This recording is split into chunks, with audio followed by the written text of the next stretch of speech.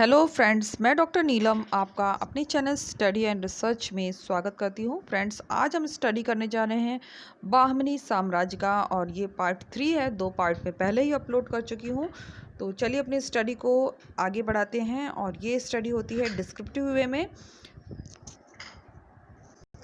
इस तरह का वीडियो पसंद आता है तो लाइक शेयर सब्सक्राइब करें। सब्सक्राइब करने के बाद बेल आइकन की घंटी को जरूर प्रेस कर लें ताकि इस तरह का वीडियो जब भी अपलोड करूं उसका नोटिफिकेशन आसानी से मिल सके।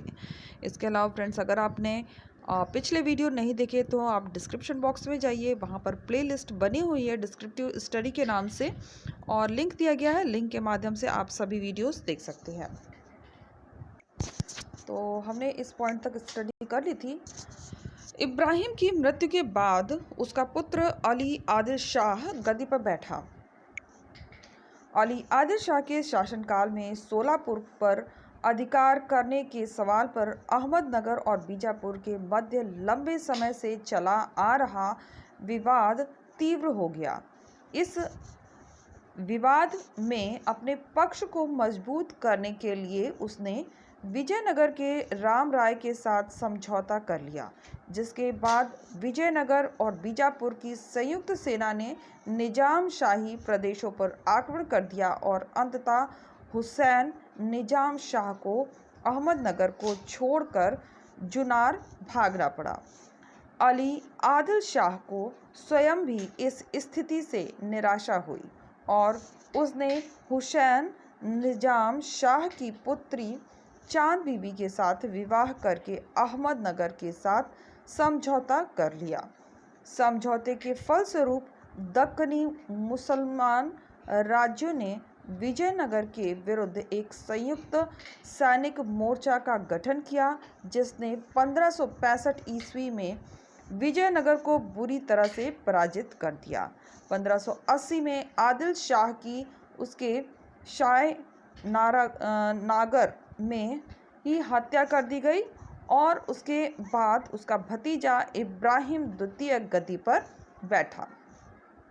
इब्राहिम द्वितीय, जिसने 1627 तक शासन किया, एक महान विद्या प्रेमी और विद्या संरक्षक था। उसकी प्रजा उसे स्नेहवश जगत गुरु की उपाधि से संबोधित करती थी। तो जगत गुरु पर काफ़ी प्रश्न बनता रहता है, तो किसे कहा गया है? इब्राहिम द्वितीय को। इस काल में इब्राहिम द्वितीय की चाची चांद बीबी बीजापुर की वास्तविक शासिका रही, जिसके साहस, शीघ्र निर्णय शक्ति और निर्भयता के कारण उसे कई बार अपनी स्वतंत्र स्थिति से वंचित होना पड़ा। चांद बीबी अपनी मातृभूमि अहमदनगर की सुरक्षा के लिए जीवन के अंतिम क्षणों तक मुगलों का मुकाबला करती रही।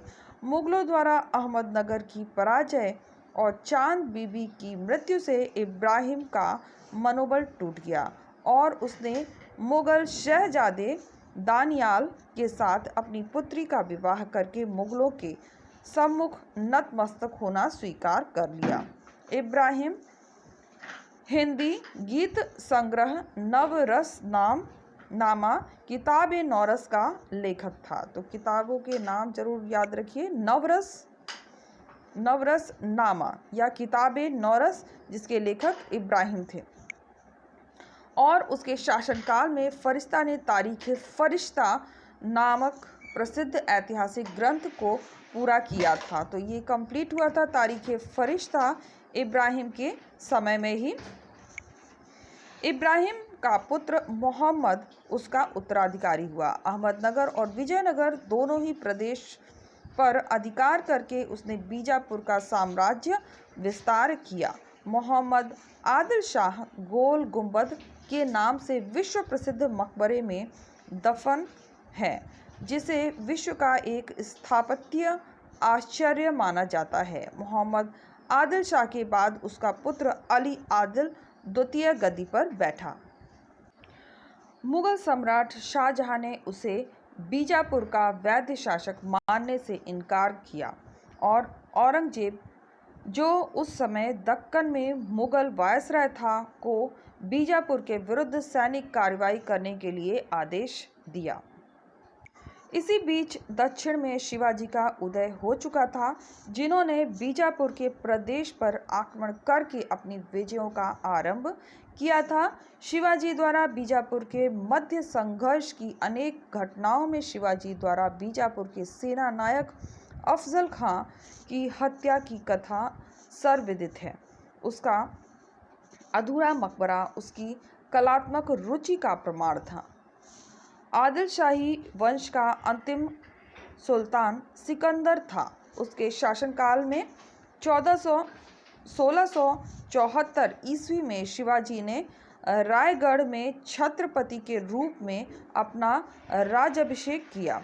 औरंगजेब ने 1686 ईस्वी में अपनी सेना के साथ बीजापुर को घेर लिया, जिससे त्रस्त होकर 12 सितंबर 1686 ईस्वी को आदिल शाही सुल्तान ने अपनी राजधानी के नगर द्वार मुगलों के लिए खोल दिए। गोलकुंडा बहमनी साम्राज्य के तेलंगाना प्रांत की राजधानी था, जिस पर 1494 ईस्वी में सुल्तान कुली हमदानी को तराफदार नियुक्त किया गया।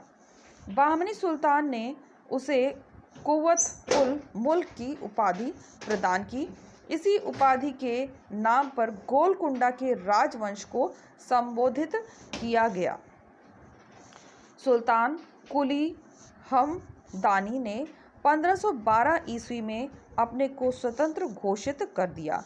98 वर्ष की आयु में सुल्तान कुली के पुत्र जमशेद ने उसकी हत्या 1543 ईस्वी में कर दी, क्योंकि वह सिंहासन के लिए प्रतीक्षा करते करते थक गया था। जमशेद का 7 वर्ष का शासनकाल बड़ा अशांतपूर्ण था। उसके क्रूर व्यवहार के कारण उसके भाई इब्राहिम को विजयनगर में शरण लेनी पड़ी। जमशेद के उपरांत उसका पुत्र सुभान गद्दी पर बैठा। इसी बीच कुतुबशाही साम्राज्य के असंतुष्ट अमीरों ने इब्राहिम को सुल्तान घोषित कर दिया। इब्राहिम का शासनकाल गोलकुंडा के इतिहास का एक अविस्मरणीय युग था। हिंदू और मुसलमान दोनों में वह बड़ा लोकप्रिय था।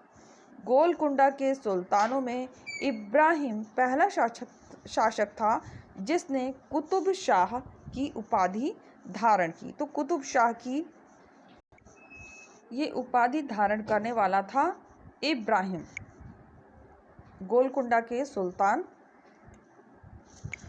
अपने शासन के प्रारंभिक दिनों में उसने विजयनगर साम्राज्य के साथ घनिष्ठ संबंध स्थापित किए, परंतु राम राय के दंभपूर्ण व्यवहार के कारण दोनों राज्यों के मध्य संबंध कटु हो गए, जिसके कारण दक्कनी राज्य द्वारा विजयनगर के विरुद्ध गठित संयुक्त सैनिक मोर्चे में वह भी सम्मिलित हो गया और विजयनगर को पराजित करने में उसने निर्णायक भूमिका निभाई। 1580 में इब्राहिम की मृत्यु हो गई और उसका पुत्र मोहम्मद कुली उसका उत्तराधिकारी बना। वह हैदराबाद का संस्थापक था।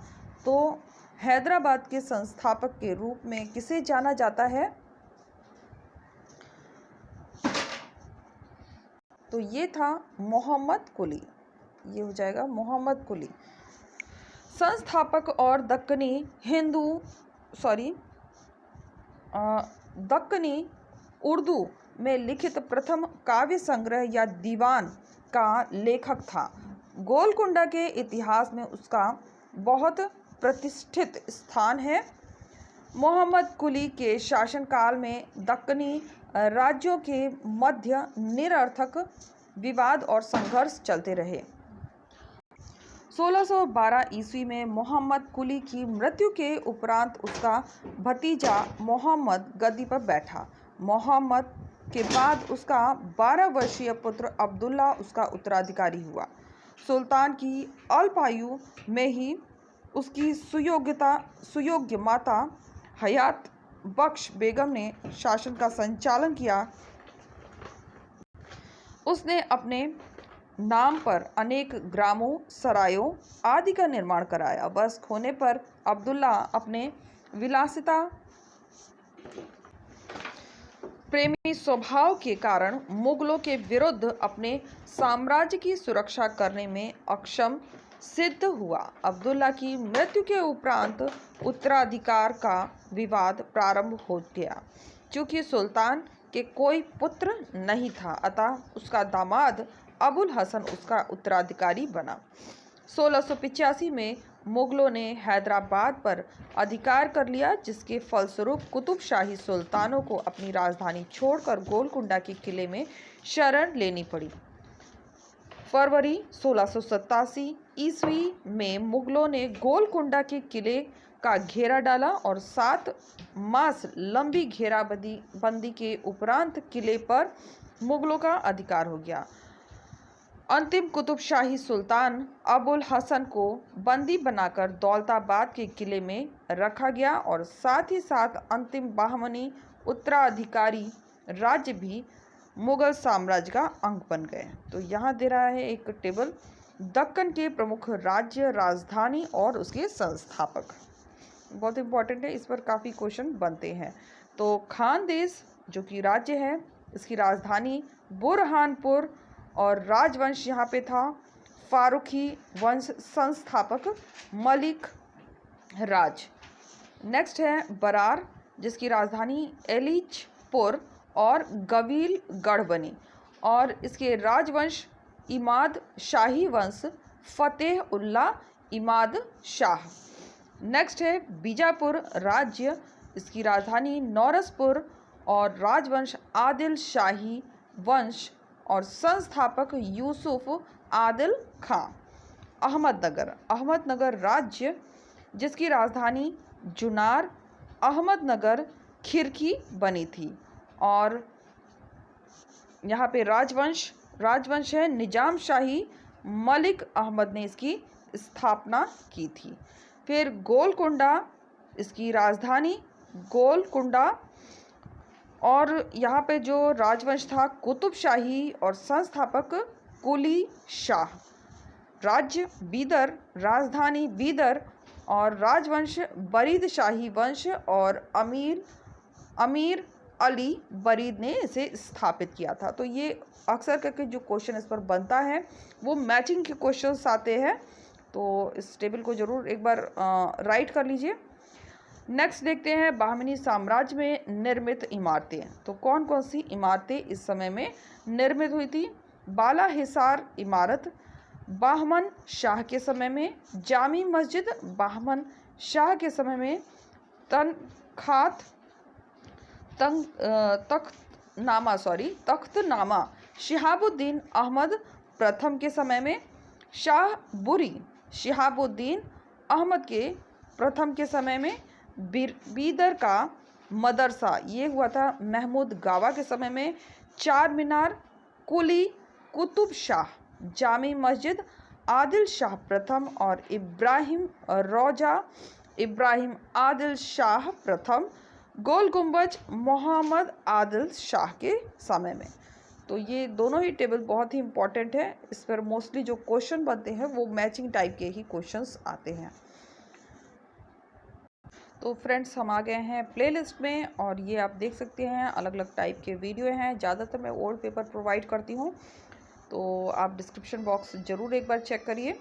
और अगर आपको ये सीरीज़ पसंद आती है तो इसकी भी प्लेलिस्ट क्रिएट किया हुआ है और ये प्लेलिस्ट आपको मिल जाएगा यहाँ पर net JRF PGT TGT history descriptive study. इसमें 45 वीडियोस अपलोड हो चुके हैं, तो अगर आपने नहीं देखे हैं तो डिस्क्रिप्शन बॉक्स में ज़रूर जाके इसे वॉच करें। और इस तरह का वीडियो पसंद आता है तो लाइक शेयर सब्सक्राइब करें। सब्सक्राइब करने के बाद बेल आइकन की घंटी को जरूर प्रेस कर लें ताकि इस तरह का वीडियो जब भी अपलोड करूं उसका नोटिफिकेशन आसानी से आपको मिल सके। और इस वीडियो में जो मैं मैटर प्रोवाइड कर रही हूँ वो कम समय में जो ज़्यादा पॉइंट्स हो सकते हैं वो सभी इसमें आपको मिल जाएंगे। तो शॉर्ट में लेकिन डिस्क्रिप्टिव वे में ये स्टडी होती है। तो okay friends, take care and bye bye.